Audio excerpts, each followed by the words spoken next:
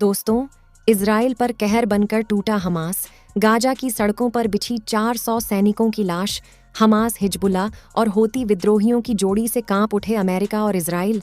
अब क्या गाजा में हालात होंगे और भी ज्यादा खराब?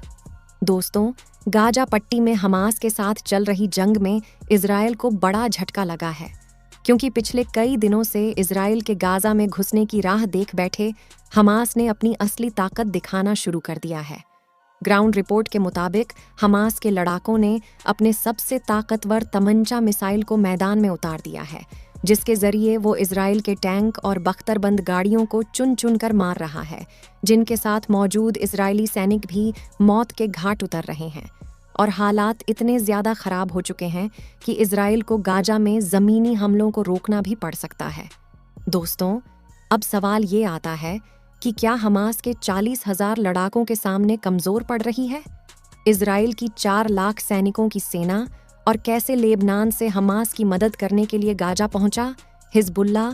और क्यों हमास के बाउंस बैक से बड़ी अमेरिका की मुश्किलें? जानने के लिए बने रहिए इस वीडियो के अंत तक। साथियों, सबसे पहले बेकसूर फिलिस्तीनी नागरिकों की हालत की बात करें तो इस वक्त गाजा की 70% आबादी अपने घर छोड़ चुकी है और लाखों लोग रिफ्यूजी कैंप में शरण ले रहे हैं, जिनके पास मदद के लिए सामान तो पहुंचाया जा रहा है, लेकिन सूत्रों के मुताबिक उतनी मदद काफ़ी नहीं है। लोग भूख के मारे तड़प रहे हैं और इलाके में पानी तक मौजूद नहीं है, और हज़ारों लोग धराशायी हुई बिल्डिंग्स के मलबे के नीचे दबे हुए हैं, जबकि डेथ टोल 10,000 के पार कर चुका है। दोस्तों, इजराइल हमास की जंग को अब 1 महीने से ज़्यादा बीत चुका है, और इस दौरान 7 अक्टूबर के दिन खुद पर हुए हमले से गुस्से में आए इजराइल ने दिन रात गाजा पट्टी पर बमों की बारिश कर दी थी। एक रिपोर्ट के मुताबिक अब तक के इजराइल गाजा पर 18,000 टन बम फेंक चुका है, जो कि फेंके गए न्यूक्लियर बम से भी 1.5 गुना ज़्यादा है। इस हमले में गाजा की 2 लाख बिल्डिंग्स को नुकसान पहुंचा है, जिनमें से 32,500 इमारतें तो पूरी तरह से तबाह हो चुकी हैं, 45 स्कूल्स धराशायी हो चुके हैं, और गाजा के 35 से 12 हॉस्पिटल बिल्कुल शट डाउन हो चुके हैं। हमास पर किए गए इजराइल के इन हमलों में सबसे ज्यादा नुकसान गाजा के फिलिस्तीनी नागरिकों को हुआ है। गाजा का डेटॉल 10,000 के पार कर चुका है, और अनगिनत फिलिस्तीनी नागरिकों को अपना घर छोड़कर रिफ्यूजी कैंप का सहारा लेना पड़ा है। गाजा के हालात इतने खराब हो चुके हैं कि इजराइल के गुस्से की आग में रोजाना बेकसूर नागरिक, मासूम बच्चे और बेसहारा बुजुर्ग मौत के घाट उतर रहे हैं, और दिन ब दिन इतनी ज्यादा तबाही हो रही है कि जिसकी तस्वीर देखकर किसी भी इंसान की रूह कांप जाए। इजराइल हालांकि एयर स्ट्राइक के दौरान हमास के लड़ाके गाजा के नीचे बनी 500 किलोमीटर लंबी सुरंगों में छिपे हुए थे, जो देखकर इजराइल ने उन्हें कमजोर समझ लिया था।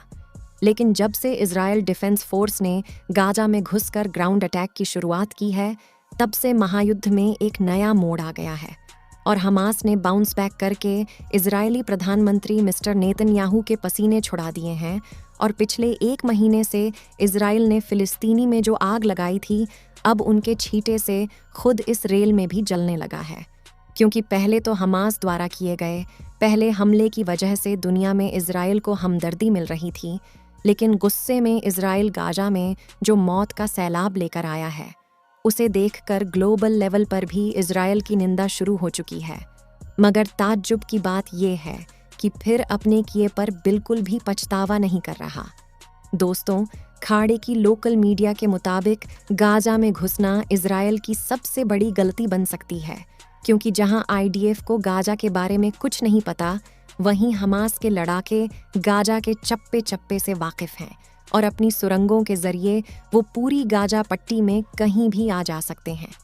इसका फायदा उठाते हुए हमास ने इजरायली सेना को कई बार चारों तरफ से घेरकर ऐसे हमले किए, जिससे न सिर्फ इजरायली सेना की बख्तरबंद गाड़ियां तबाह हो रही हैं, बल्कि सैनिक भी मौत के घाट उतर रहे हैं। जी हाँ, हमास के पास कई तरह के रॉकेट के साथ ऐसी एंटी टैंक मिसाइल है, जिनके जरिए वह 100 मीटर की दूरी से भी इजराइल के सबसे ताकतवर मकवा मार्क 4 टैंक पर हमला कर रहे हैं, और उनके एक ही प्रहार से टैंक में इतना बड़ा ब्लास्ट हो रहा है कि वो तुरंत तबाह हो रहे हैं।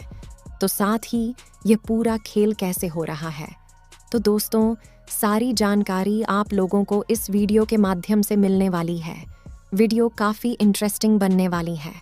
दोस्तों, अगर आप लोग सच्चे भारतीय हैं तो वीडियो को अंत तक ज़रूर देखिएगा। और दोस्तों, कमेंट बॉक्स में जय हिंद लिखना मत भूलिएगा। दोस्तों, जब से इजरायली सेना गाजा में घुसकर अपने टैंकों के जरिए हमास के ठिकानों पर बम फेंक रही है, तब से बदले की आग में जल रहे हैं। हमास के लड़ाके भी इजराइल पर पलटवार कर रहे हैं।